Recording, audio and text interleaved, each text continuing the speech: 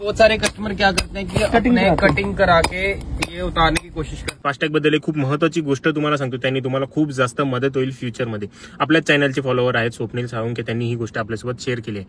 आपल्याला जे आहे ते युपीआय ऍपमध्ये किंवा रिचार्ज करताना जे आहे ते मिनिमम 500 रुपयाचं रिचार्ज जे आहे ते करावं लागतं. तर बऱ्याच जणांना जे आहे ते 500 रुपयाचं नसतं करायचं, त्यांच्या याच्यामध्ये बॅलन्स असतो, तर त्यांना 200 रुपये 150 रुपये किंवा 300 रुपये 400 रुपये असं रिचार्ज करायची असतो. तर अशा वेळेला युपीआय ऍपवाले जे ते सांगतात की मिनिमम तुम्हाला 500 रुपयाचा करावा लागेल. तर तुमच्याजवळ एक सिंपल ऑप्शन आहे.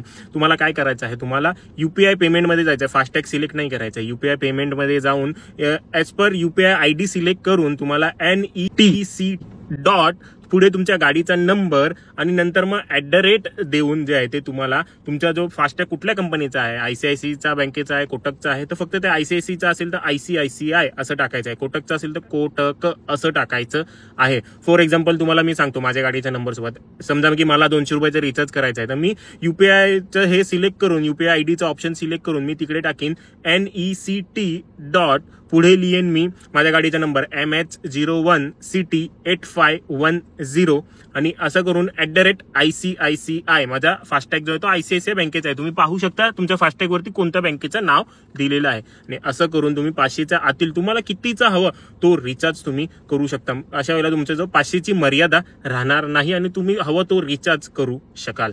माहिती आवडलेली असेल तर नक्की लाईक करा, तुमच्या मित्रांसोबत शेअर करा आणि स्वप्नील साहेबांना धन्यवाद ही माहिती आमच्या फॉलोअर सोबत शेअर केल्याबद्दल.